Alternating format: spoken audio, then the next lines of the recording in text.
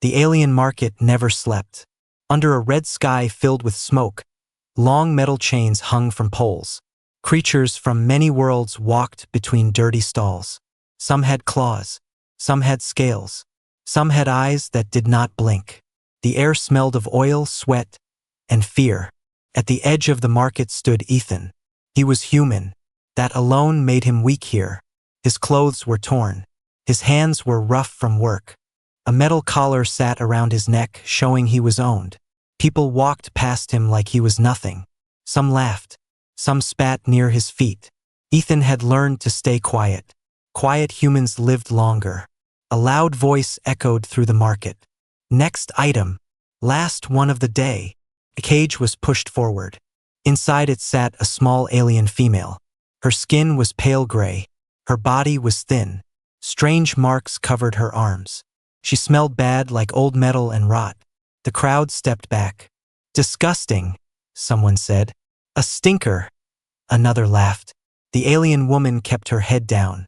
Her eyes were large and dark. She did not fight. She did not cry. The seller banged on the cage. This one is useless. Weak. Smells bad. No one wants her. The crowd laughed louder. Ethan looked at her and felt something twist inside his chest. He did not know why.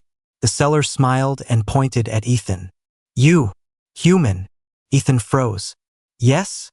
He said softly. You need a mate. Rules say every worker must have one. You get this one. The crowd went silent for a moment. Then they burst into laughter. A human and a stinker. Perfect trash match. Make them marry. Ethan shook his head. Please. I can't.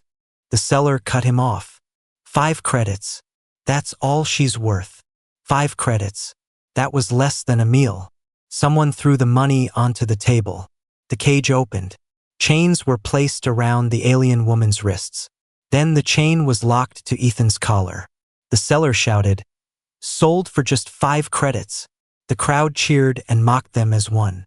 Ethan felt heat on his face. Shame burned inside him. He wanted to disappear. He looked at the ground, ready for pain, ready for orders. Then he felt a light touch. The alien woman's hand brushed his. He looked up. Her eyes met his for just a second. They were not empty. They were afraid. But inside that fear was something else. Hope. She leaned closer and whispered one word in a broken voice. Safe. Ethan swallowed. He did not know why, but he nodded. Yes, he said. I'll try. The guards pushed them away from the market. Night fell fast on the planet. The lights dimmed. The cold came in waves. Ethan was taken to a small metal room. It had 1 bed, 1 light, no windows. The door shut behind them. Silence filled the room. The smell became stronger. Ethan tried not to react. He sat on the floor, his back against the wall. The alien woman slowly sat across from him. She hugged her knees. Her body shook. I won't hurt you, Ethan said. She looked surprised, then confused. Slowly, she shook her head. They sat there for a long time. Later, when the light dimmed more, Ethan noticed something strange. The marks on her arms began to glow. Soft, blue, like stars under skin. Ethan stood up slowly. What are you? He whispered. The alien woman looked at her arms. Her eyes widened with fear. She pulled her sleeves down fast. Please, she said. Don't tell. Before Ethan could answer, alarms sounded outside. Heavy footsteps echoed in the hall. A loud voice shouted, All stinkers must be reported. The alien woman grabbed Ethan's arm. Her glowing marks burned brighter. Ethan knew one thing then. The girl sold for 5 credits was not worthless. And marrying her had just placed him in the middle of something far bigger than his life. Morning came with a loud horn. Ethan woke up fast, his heart beating hard. The metal room felt smaller than before. Cold light filled the space. The alarms from the night were gone, but the fear stayed. Across the room, the alien woman sat awake. She had not slept. Her back was against the wall. Her arms were wrapped around her body, hiding the strange marks. She watched Ethan like a scared animal. Ethan stood up slowly. It's morning, he said. They will make me work soon. She nodded but did not speak. When the door opened, guards entered. They wore black armor and carried shock sticks. One of them pointed at the alien woman and made a face. Still smells, the guard said. Keep her away from others. Ethan lowered his head. Yes. They allowed the alien woman to follow him. A short chain linked her wrist to his collar. Every step she took was careful, like the ground might break. Outside, the work zone was already full. Humans and other slaves moved heavy crates. Machines screamed. The air was thick with dust and heat. As soon as others saw her, whispers spread. That's the stinker. Why is she not dead yet? Humans are trash. But that thing is worse. Some aliens covered their noses. Others threw small rocks. Ethan felt anger rise in his chest. He forced it down. Anger only brought pain. A large alien overseer walked by and stopped. He sniffed the air and laughed. You really married that? He asked Ethan. You must be desperate. Ethan said nothing. The overseer leaned closer to the alien woman. Your kind should not exist, he said. Her body stiffened. Her eyes dropped to the ground. Ethan stepped forward without thinking. She works, he said. She follows rules. The overseer stared at him, surprised. Then he smiled. Careful, human, he said. Defending trash makes you trash. He walked away laughing. Work began. Ethan lifted heavy crates until his arms burned. The alien woman stayed close. When he stumbled, she rushed to help him, even though she was weak. When he was given little water, she pushed it toward him first. He noticed that she always watched for danger, always listened, always moved to protect him. During a short break, Ethan sat behind a broken machine. The alien woman sat beside him, keeping her distance. You don't have to help me, Ethan said. She shook her head. You, save me. Ethan frowned. What? She spoke slowly, like every word hurt. Others hurt. You know. Ethan did not know what to say. A scream echoed nearby. Another slave had fallen. A guard shocked him again and again. No one helped. No one looked. The alien woman turned away, shaking. They killed your people, didn't they? Ethan asked softly. She nodded once. Long ago, she said. My kind heal worlds, clean air, fix land. Ethan looked at her, surprised. No one says that, he said. She gave a sad smile. They only smell death now. The break ended. Work continued. Later that day, Ethan was pushed to the ground by a larger alien slave. The crate fell on his leg. Pain shot through him. The guard laughed. Get up, human. Ethan tried. He failed. Before the guard could strike, the alien woman stepped forward. Stop, she said. The guard froze for a moment. Then he raised his stick. The air changed. The marks under her skin began to glow again. Blue light spread across her arms and neck. The smell in the air changed too. It was no longer rot. It was sharp, clean, like rain after fire. The guard stepped back. What are you? He whispered. The alien woman grabbed Ethan's arm. Run. They ran. Sirens began to scream. Behind them, guards shouted. Machines powered up. Lights flashed red. Ethan did not understand what was happening. He only knew one thing. The alien everyone hated was protecting him. And the galaxy was about to notice. They did not stop running until their lungs burned. Ethan pulled the alien woman through dark service tunnels under the work zone. Old lights flickered above them. Steam hissed from broken pipes. Every sound felt too loud. Behind them, boots hit metal floors.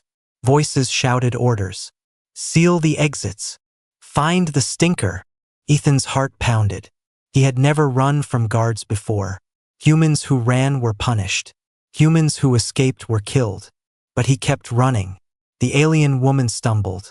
Her legs were shaking. She pressed a hand to her side, where dark blood soaked her clothes. You're hurt, Ethan said. She nodded, breathing hard.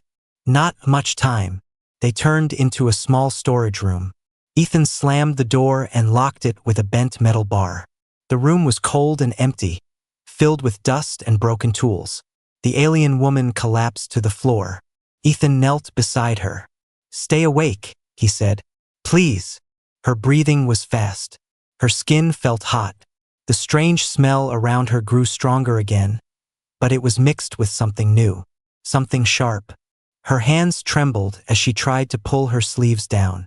"Don't look," she whispered. Ethan shook his head. "I won't leave you." She laughed weakly. "Human, you already did more than most."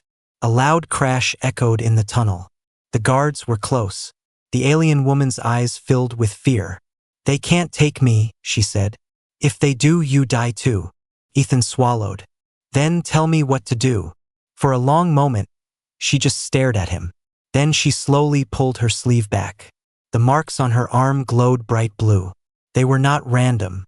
They formed lines and shapes, moving like living things under her skin.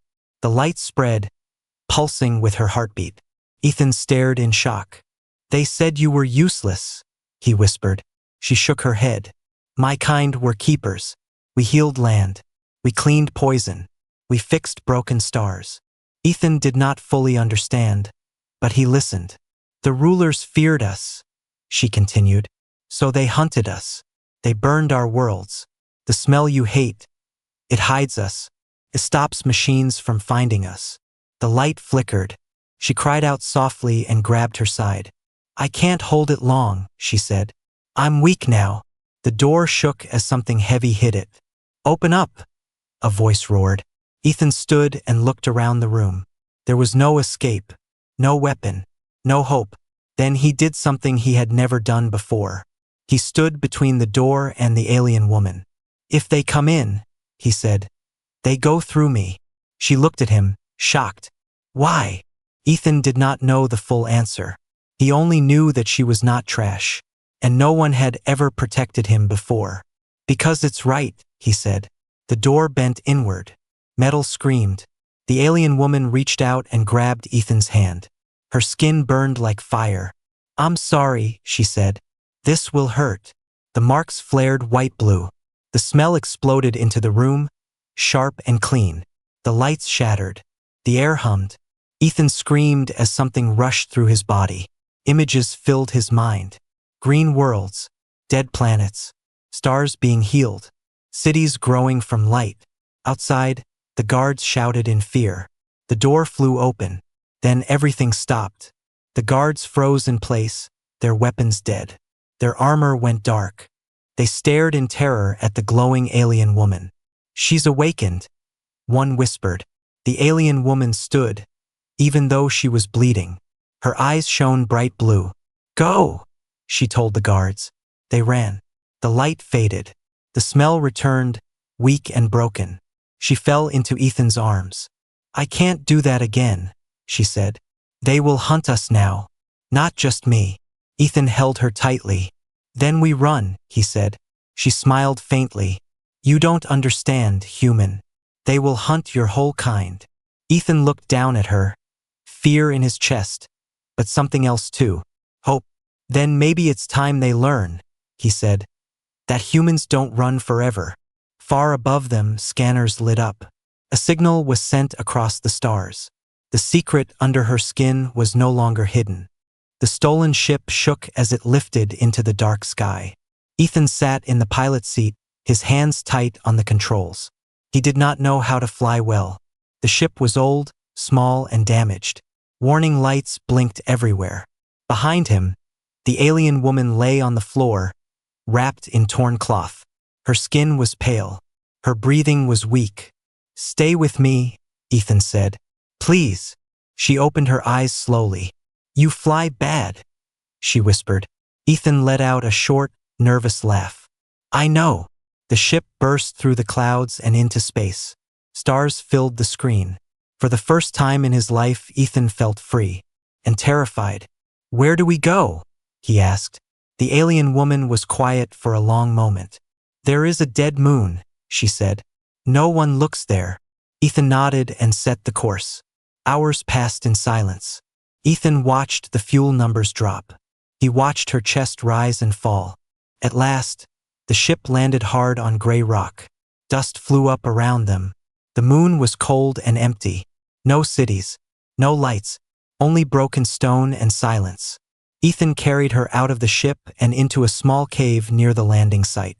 He built a weak fire from old power cells. The blue light warmed the space. She woke again and tried to sit up. "Don't move," Ethan said. "You should leave," she replied. "Sell the ship. Save yourself." Ethan stared at her. "Why does everyone think I only save myself?" She looked confused. "You could be free," she said. "I bring death."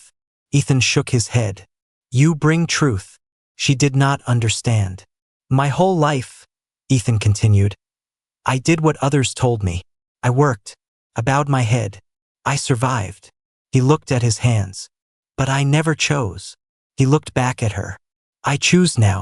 The alien woman closed her eyes. Tears ran down her face. "No one ever chose me," she whispered. Days passed on the moon.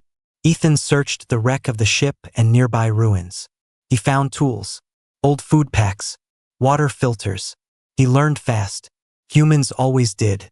The alien woman grew stronger. The glow under her skin returned, soft and steady. The smell around her changed.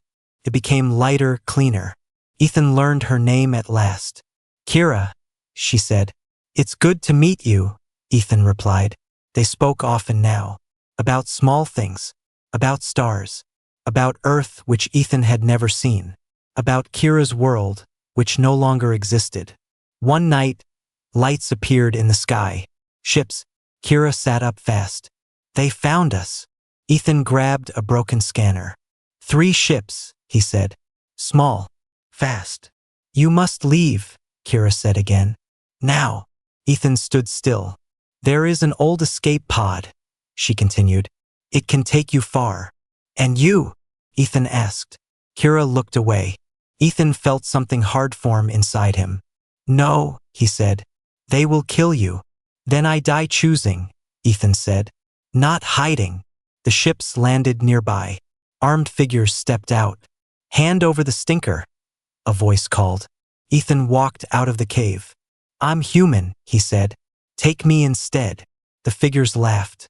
Kira appeared beside him. Her skin began to glow. Ethan reached out and took her hand. "I'm not leaving," he said softly. The light flared brighter. The ground shook. Far away, hidden systems woke from sleep. Old machines turned their eyes toward the dead moon. For the first time in a long time, the galaxy felt fear. Not of the alien, but of the human who chose to stay. The dead moon did not stay quiet for long. After the light faded, silence returned, heavy and tense. The armed figures who had landed did not move closer. They stood at the edge of the rocks, watching Ethan and Kira with fear in their eyes. Ethan could feel Kira's hand shaking in his. "They are waiting," she whispered, "for reinforcements." Ethan looked up at the dark sky. He knew she was right. "We can't stay," he said, "but we won't run blind." They returned to the cave. Ethan powered up the scanner again. The signal from Kira's glow was still echoing through space like a shout. Anyone hunting her would hear it. Kira sat on the ground, her head low. "This is my fault," she said. "Because of me, you are hunted." Ethan knelt in front of her. "No, because of them." She looked up, confused. "They chose to enslave," he continued. "They chose to hunt. We only chose to live." Kira studied his face for a long moment. Then she nodded slowly. "There is something I must do," she said. She closed her eyes and placed her hands on the stone floor. The marks under her skin began to glow again, calm and steady. The air around them changed. The cave felt warmer.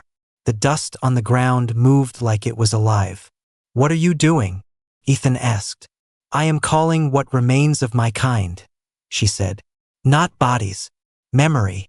The light spread into the stone. Old machines hidden deep under the moon began to wake.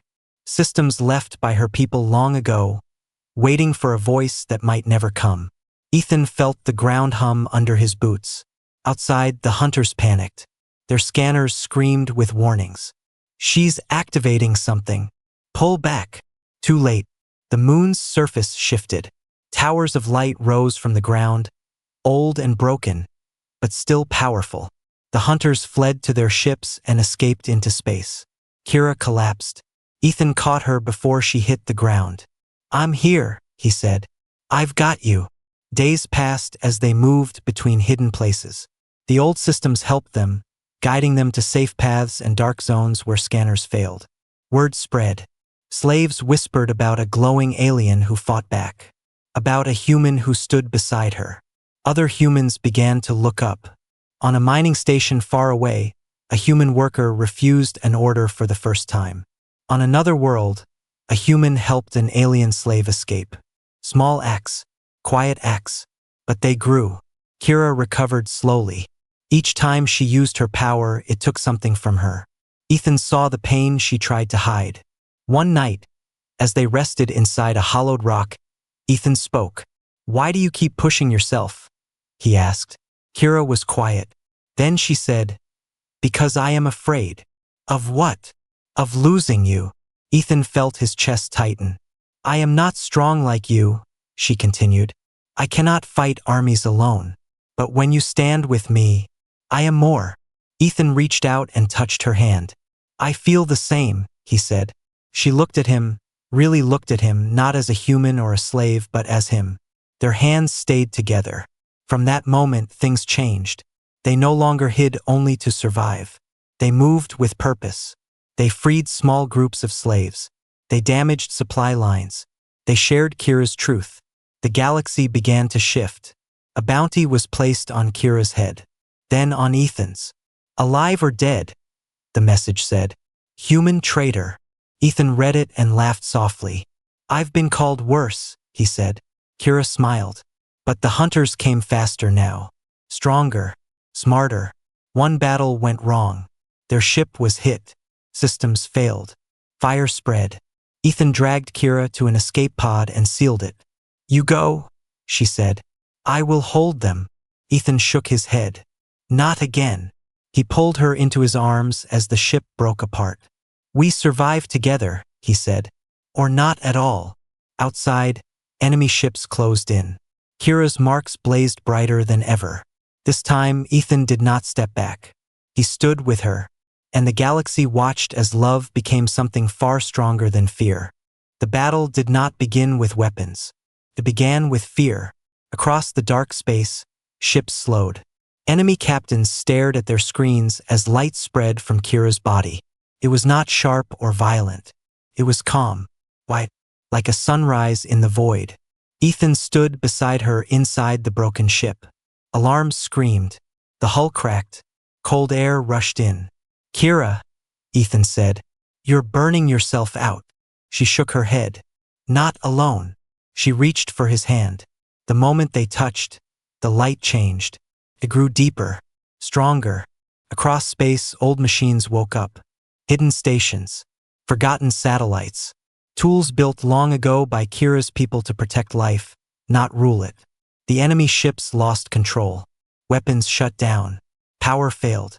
Panic spread. "This is impossible. Retreat now." "She's breaking the grid." But the light did not attack. It showed. Every ship received images, memories, the truth of what had been done. Worlds burned, children taken, slaves chained. Some crews cried. Some shut their screens. Some turned their ships away. Others fired anyway. A blast hit the ship. Ethan was thrown against the wall. Pain exploded through his side. Blood filled his mouth. "Ethan!" Kira screamed. She caught him as he fell. Her light flared wild and bright. "No," he whispered. "Stay focused." Tears streamed down her face. "I will not lose you," she said. The final enemy ship charged its weapon. A massive blast, strong enough to wipe out a city. Kira stood. Her glow turned white. She raised her hands. The blast stopped in space, then folded inward, then vanished. Silence fell. The remaining enemy ships powered down and drifted. White flags appeared on screens. Surrender. Kira's body shook. The light faded fast. The smell returned, thick and heavy. She collapsed. Ethan crawled to her side, ignoring his pain. He held her close. "Stay with me," he whispered. "Please." Her breathing was weak. Her eyes fluttered. "I did it," she said softly. "The chains are broken." Human ships arrived first. Not soldiers, workers, old transport crews, people who had heard the story and came anyway. They boarded the enemy ships and freed the slaves. Across the galaxy, systems changed. Slavery codes failed. Control collars unlocked. Contracts vanished. Rulers shouted. Courts collapsed. Power shifted. Humans were no longer silent. Ethan was taken to a medical ship. Kira was placed in a healing chamber built from both human tech and ancient designs. Doctors shook their heads. "She gave too much," one said. "Her body may not recover." Ethan sat beside the chamber for days. He did not sleep. He did not leave. "She was sold for 5 credits," he told anyone who would listen. "And she saved us all." News spread fast. The stinking alien. The human slave. The choice that changed everything. Protests rose. Old laws fell. New councils formed. At last, Kira opened her eyes. Ethan was there. She smiled weakly. "You look terrible." He laughed and cried at the same time. "You scared me," he said. She reached for his hand. "I knew you would stay." Outside the chamber, alarms sounded again. A massive fleet appeared on sensors. Not enemies, allies, ships from many races. Some once rulers, some once slaves, all carrying the same message. Enough! The galaxy had changed, and it started with a slave sold for 5 credits, and the human who refused to walk away. The war ended without a final shot. After the great battle, silence spread across the stars.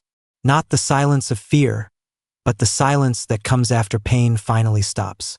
Ships returned to their worlds. Slaves returned to their names. Ethan stood on the viewing deck of a small station near a blue star. His collar was gone. The mark on his neck had faded, but he still touched the spot sometimes, just to be sure. Behind him, soft footsteps approached. Kira walked slowly, her steps careful but steady. Her skin still carried faint marks, but they no longer burned bright. The strong smell that once made others turn away was almost gone. What remained was gentle, clean, like rain on stone. "You should rest," Ethan said without turning. "I rest enough," Kira replied with a small smile. She stood beside him, looking out at the stars. For a long time, neither of them spoke. Across the galaxy, change moved fast. Slavery was banned on world after world. Control collars were melted down. Markets were destroyed. Old rulers were judged, not by revenge, but by truth. Humans were no longer called weak. They were called stubborn, loyal, dangerous in a quiet way. Kira's people were remembered too, not as monsters, not as stinkers, but as healers, as keepers of balance. Statues were planned. Songs were written. Stories spread. Kira refused all of it. "I don't want to be a symbol," she told the councils. "I just want to live." So they left. They chose a small green world on the edge of known space. A place with soft grass, wide skies, and clean water. A place no one cared about. There, they built a simple home. Ethan learned to grow food. His hands, once used only for lifting and pain, learned gentler work. Kira helped the land heal. Slowly, carefully, never too much. They lived quietly. Sometimes ships passed overhead. Sometimes messages came, asking for help, advice, guidance. Most of the time, they ignored them. One evening, as the sun dipped low, Ethan and Kira sat outside their home. The wind moved through tall grass. The world felt alive. "Do you ever think about the market?" Ethan asked. Kira nodded. "I remember the noise, the chains, and the 5 credits," he said. She laughed softly. "I was very cheap." Ethan turned to her, serious. "You were never cheap." She looked at him, eyes warm. "You saw me," she said, "when no one else did." Ethan took her hand. "You saved me first." They sat in silence again. Far away, in schools and stations, children learned the story. Not of battles and light, but of a choice. A human who could have walked away.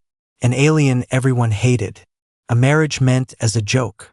And love that refused to break. Years passed. Kira's power faded slowly, turning into memory instead of force. She did not fear it.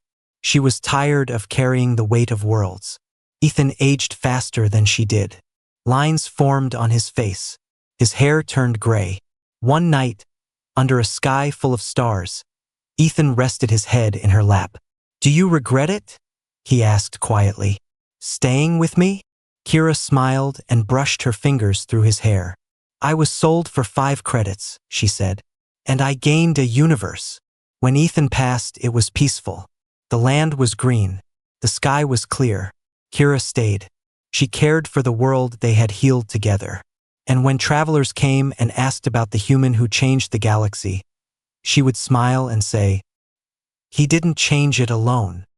He just chose to stay."